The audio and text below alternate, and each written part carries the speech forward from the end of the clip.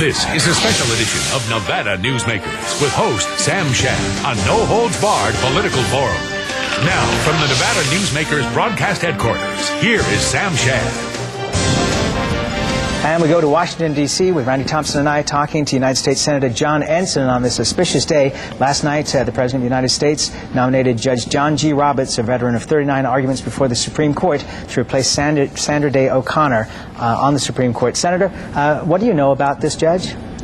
Well, I know a lot of basically what you know. He went through a confirmation process a little over 2 years ago for the second highest court in the land, for the D.C. Circuit Court of Appeals. He was approved on unanimous consent by the Senate. He was passed out of the Judiciary Committee on a 16-3 vote. He's eminently qualified based on not only his arguments in front of the Supreme Court, his educational background, now his experience on the Circuit Court of Appeals. And I think that based on what the President talked about and what I've heard about him, he's the kind of judge that will not legislate from the bench. He's the kind of judge that will interpret the Constitution in a strict manner according to the laws of the land. And I think that's the kind of judge that we need on the bench. Senator, there's already been some name-calling about Mr. Roberts, and it seems sad that, all those people that are supposed to be learning what they learned in kindergarten have forgotten it. The MoveOn.org calling him a right-wing wacko. How do you defend a guy that's being tried in the media like this right now? And can you just get them to cool the tempers and let the process go on?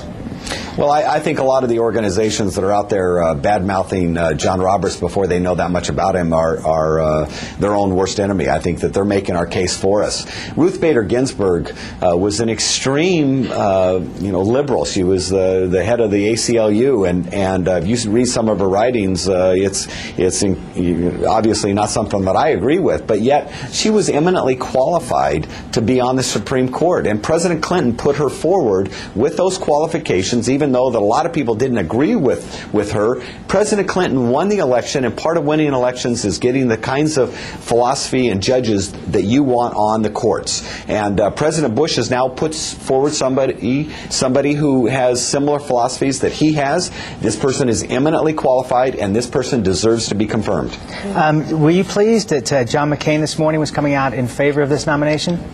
Oh, I expect, unless something extraordinary comes out about his background, I expect that every Republican will support. Okay, and we lost the satellite window there. We were doing our best to get as much time as we could. We'll be right back with more on Nevada Newsmakers with Governor Bob List right after this. Nevada Newsmakers, brought to you in part by the Tahoe Reno Industrial Center, the world's largest industrial park, the resort at Red Hawk, and the Peppermill family of casinos. High-tech companies demand perfect world amenities. They require clean, reliable power, state-of-the-art fiber optic communications, and clean water sources.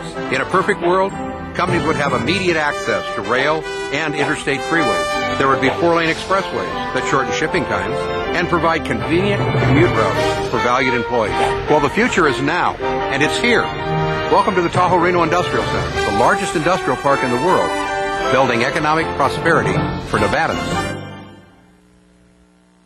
When making your decision as where to play golf, consider the resort at Red Hawk. You know you have made the right choice the moment you arrive. The friendly staff welcomes you to our award-winning pro shop. You know you've made the right decision on the first tee. The Lakes course is in the best condition in years. You know you've made the right choice after you've played 18 holes. The resort at Red Hawk, the right choice. This is Nevada Newsmakers with host Sam Shad, a no-holds-barred political forum. Now, from the Nevada Newsmakers broadcast headquarters, here is Sam Shad. And we welcome to the program the former governor of the great state of Nevada, Robert List, who now represents the Nuclear Energy Institute. Before we get to that, I want to show a picture of a very beautiful young lady, your daughter, 10-year-old Elizabeth. She's absolutely gorgeous. And before we got to the serious stuff, I just wanted to do that. So wave, will you? All right, now we get to the serious stuff here. Okay, so you are representing the Nuclear Energy Institute, and you are promoting Yucca Mountain as a repository for nuclear waste. Despite what we've seen here with the government saying that, or not the government, but the scientists saying that there is no sound science for this, why do you continue to promote this? Well, I believe that it's frankly a done deal. In the words of parlance, the place is now represents almost $10 billion having been spent. There's a national policy adopted by the Congress, approved by the President. After all these years of study, I think it's going to happen. Nuclear energy in this country amounts to 20% of the total energy that we use in America, and it's clean, it's safe. And it's proven, it's grown all over the world. There are plants being built everywhere. We also have waste from our military, from our submarine reactors, and it has to go someplace. And frankly, Nevada's the place, whether we like it or not. Well, okay, Brian Sandoval, the Attorney General, would say it's not a done deal. Governor Grimm would say it's not a done deal. The entire congressional delegation, including the Senate Minority Leader, would say it's not a done deal. They feel they've got this thing killed in the courts. That's what they say, but the reality is that of the 13 charges made by the state against the process, they got a partial victory on one. That's all they've had. And that one had to do with the water standard, the quality standard. EPA is rewriting that standard, and by this fall, that'll be history and that'll be done. The only other flaw that anybody has been able to come up with through a microscope practically is this issue of the emails, which went back and forth. And what's happened is DOE is going to go back and replicate that work and do it over again.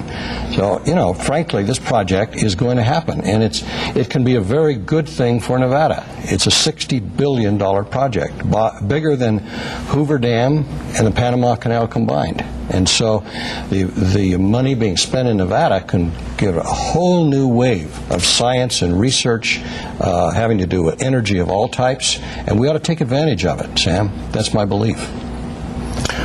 Governor, when you were governor and you left office in 1983, you sealed your gubernatorial papers for 25 years. That 25 years is going to be up in 2007. I'm really curious, what are in those papers? Because when you were governor was the time when Nevada was pushing the mob out of casinos in Las Vegas. So could you give us a little taste of what's in those papers? Well, the Nevada statutes do provide that all governors' official documents are sealed for 25 years, and so mine have been sealed. I will tell you that what's in those papers is something that I'm very proud of, which is that we essentially ran the mob out of Las Vegas, and we revoked the licenses, as you may recall, of I think 7 or 8 major resort hotels. We had to actually force one of them down to close down in order to force the people, the mob, to give it up. The papers will show that we carried on a huge fight, and there's a lot of correspondence about that. I would like to have you. You know what? I would love to have you back on the program to talk more in detail about that. But I got to get back to Yucca Mountain because we're not done with this yet. The nuclear energy industry has carried more than 3,000 shipments of used nuclear fuel over 1.7 million miles of U.S. highways and railroads since 1964. Trucks loaded with fuel containers were involved in 4 accidents. The most serious was an overturned truck in 1971, yet no radiation was released in any of the accidents or at any other time. While this is a good track record, how comfortable are you with the transportation of the spent fuel? Because that's what scares me the most. And many others. And I think it does. And the bombings in London don't make me feel any more secure. Well, the containers that will be used for this material will withstand a fire like the fire in the tunnel that took place in Maryland a few years ago. They'll withstand an aircraft diving down into them.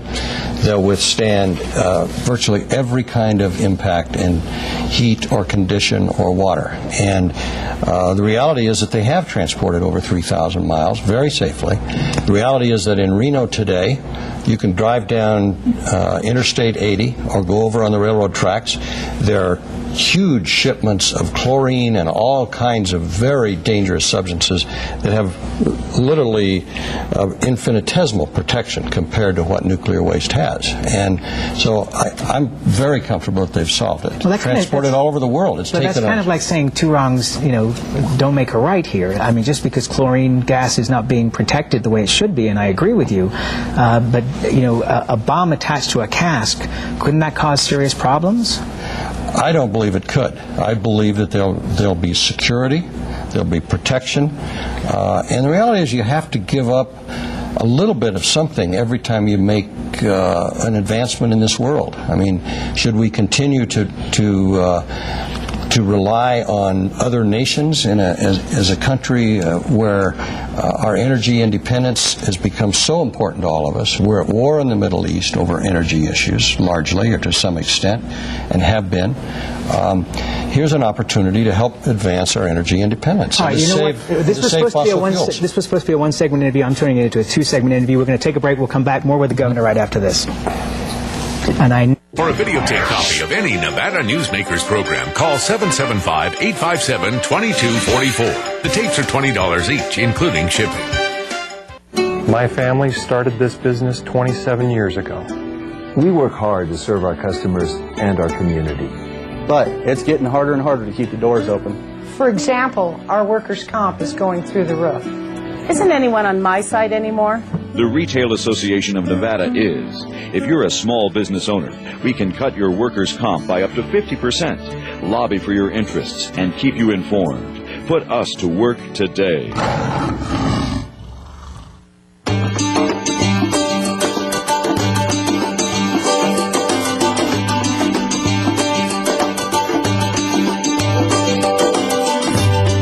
Many of the materials we rely on every day come from the ground, and modern mining technology brings them to us cleaner and safer than ever before.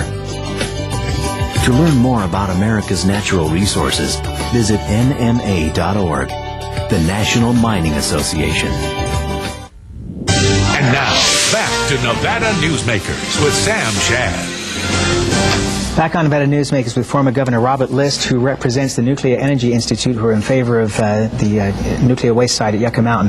The NRC says that that pool storage of nuclear waste is safe. Why can't we leave the waste where it is? Because this is the problem I have. By having Yucca Mountain, yes, you can move all this waste from all these nuclear sites all across the country to Yucca Mountain over a period of years. But it's not like you're stopping making it. It's just a continuous process. Is Nevada going to forever be the dumping ground? Why aren't we looking at reprocessing nuclear waste? Chick Heck talked about this years ago. We should be. We should be looking at reprocessing it. And frankly, I think there's an opportunity to do that in Nevada. I believe that when this material goes in the ground, and it has a huge amount of energy potential and power left in it, some say as much as 80% of the total net power that the nuclear fuel can generate is still within it. If it's brought back out and reprocessed, that could be an enormous industry in Nevada. It's being done elsewhere in the world. Shipments, by the way, are going all over the world, by ship, by train, by truck. All of it's safely handled. In every part of the world, new plants are being built, except in this country, and they're about to be expanded here as well. So I think that's a great opportunity for us. I think it's like creating gold in the Carlin Trend. The mountain is going to have enormous value. Man, you're a good spin meister. You really are. Nevada ought to get a royalty on it when it comes back out.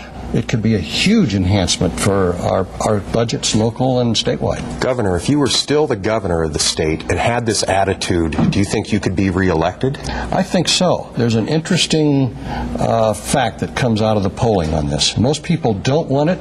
You ask people, probably 65 to 70% of the people of Nevada, if given the choice, would say, I don't want it here. And then you say to them, do you think it's coming? And 75 to 80% of them say yes.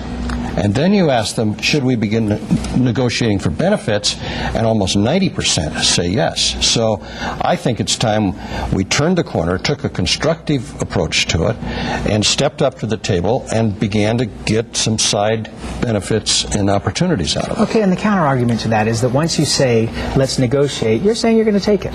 You're saying that there is a price to pay. No, it's still subject to the licensing of the NRC. True. Nevada takes a seat you're at the a good table. Negotiator. You know that once somebody says, okay, let's talk about I'm not going to say I'm going to take it, but at least let's talk about it. You're taking it. So what are the opportunities? Now it's a question of how much money. Well, It still has not been finally approved. The licensing has to be done by the NRC. The hearings will start probably next year in Las Vegas. The state will have a seat at the table, can object, can cross-examine, can present evidence, and there's nothing wrong with saying, in the event a license is issued, what should we get out of this? It doesn't mean rolling over and playing dead. The state certainly has an opportunity to make sure the project is done right, to help monitor it, to help design the transportation system, and like they do in New Mexico with the WIP project, to actually have a scientific presence at every stage of the placement and the management of it. Make sure it's done right for the environment and the safety of the people.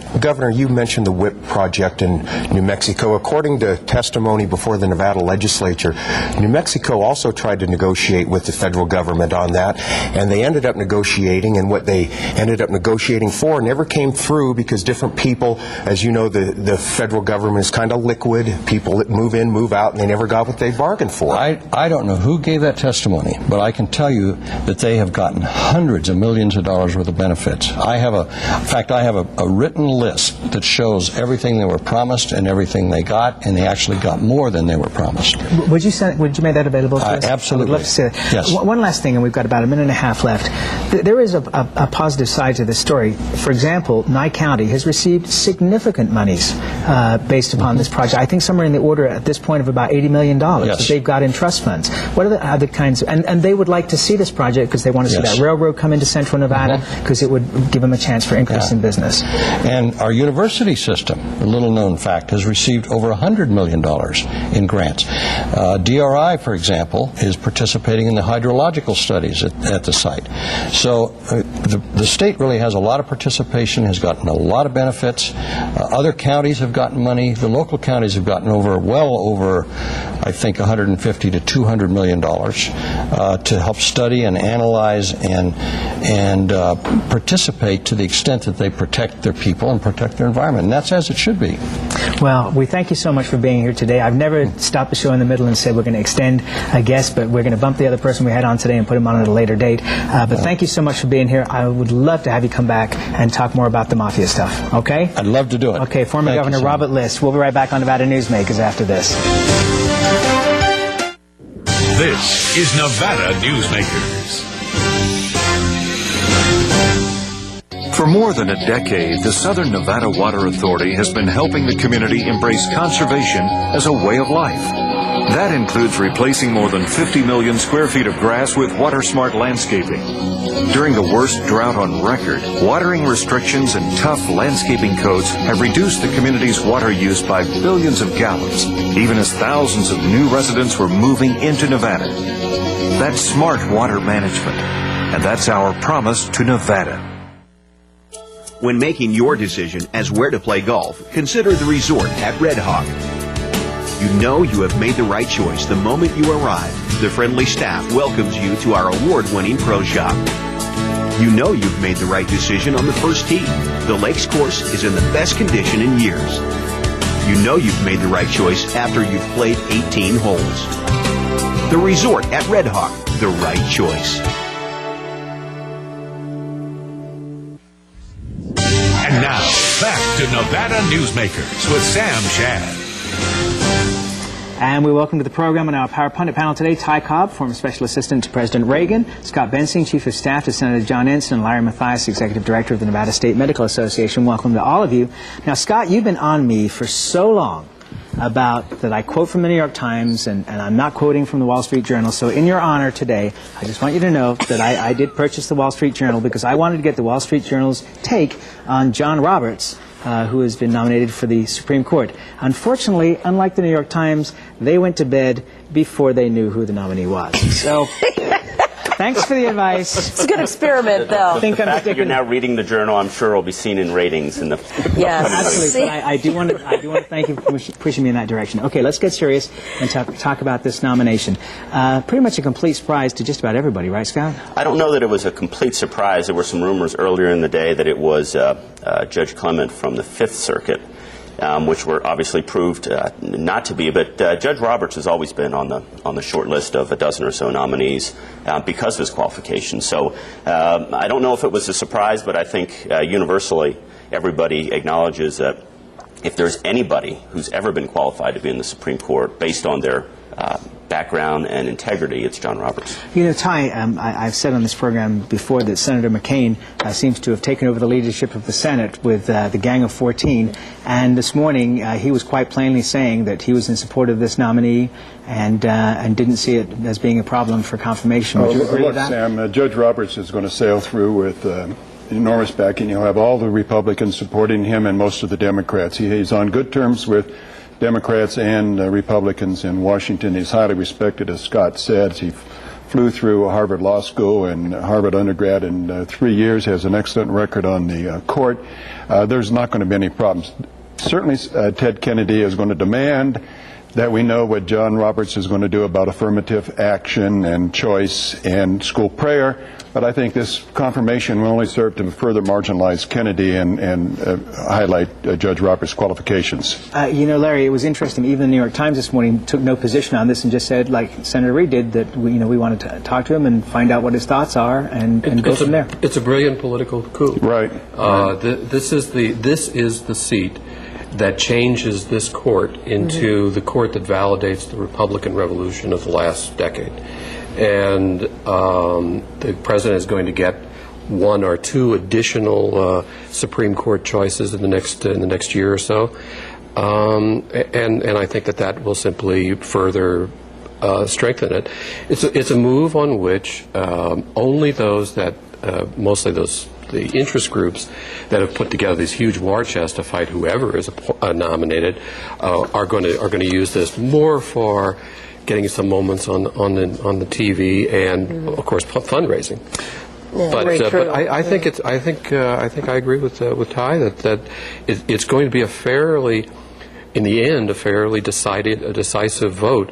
But it is a land really an earthquake in terms of changing the philosophy of the federal judiciary, and that will have consequences for a generation. I would agree with Larry. Politically, I think it was a wise move because the president may not be in the strongest position now, what with the Karl Rove problems and the situation in Iraq.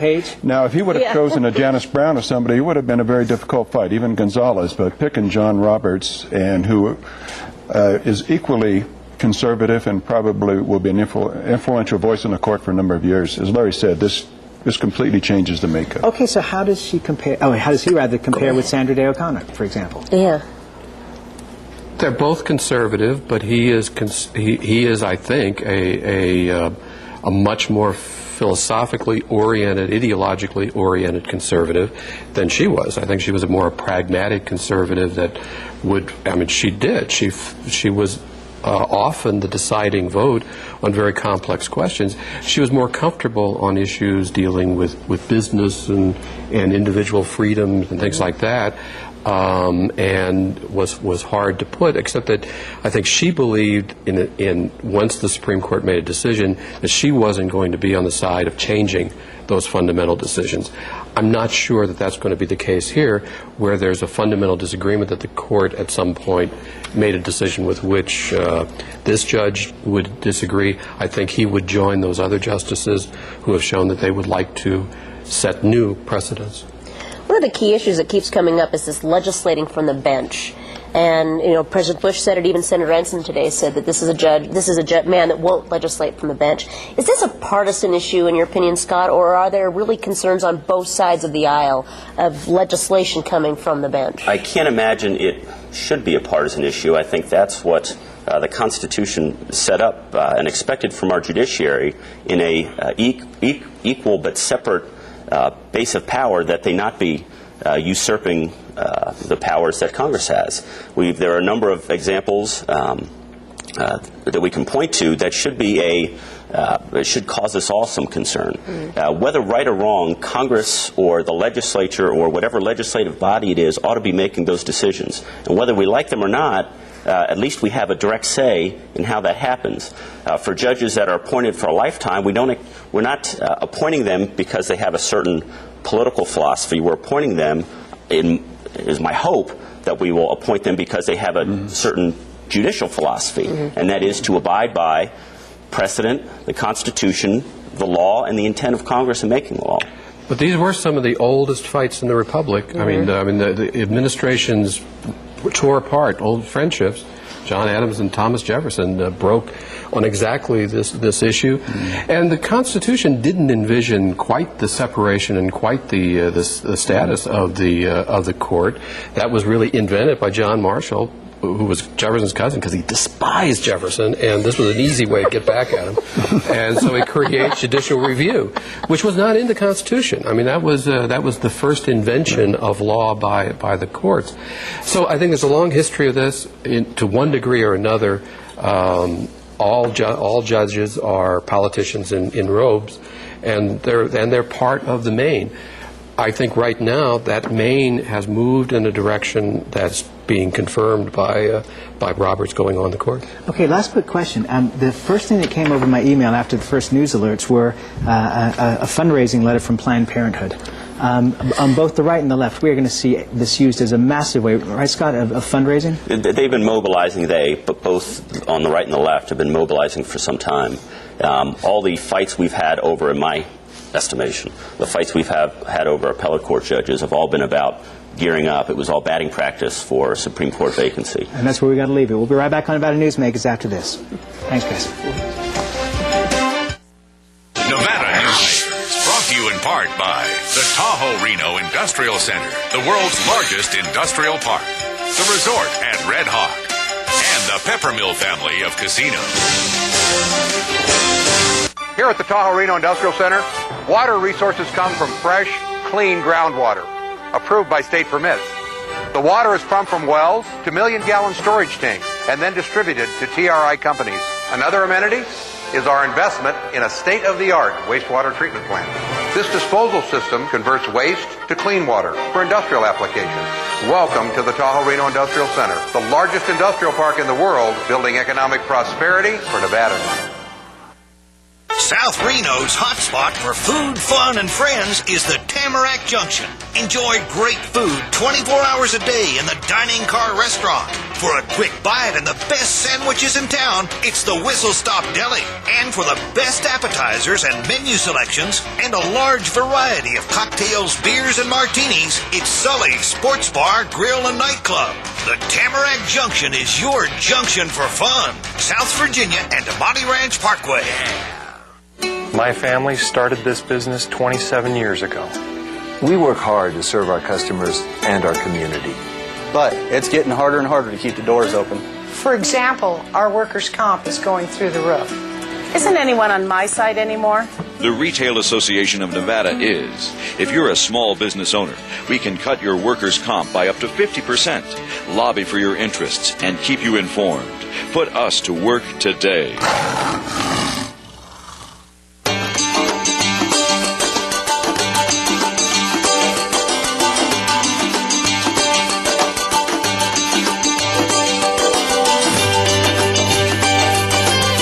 Thanks to an ongoing commitment by America's mining companies, more than 2 million acres already have been reclaimed. To learn more about reclamation or other aspects of mining, visit nma.org, the National Mining Association. Don't forget, you can now watch Nevada Newsmakers online at nevadanewsmakers.com. Coming up tomorrow, we have Barry Polson, a professor of economics from the University of Colorado, to talk about the Taxpayers' Bill of Rights. We'll see you tomorrow. Bye.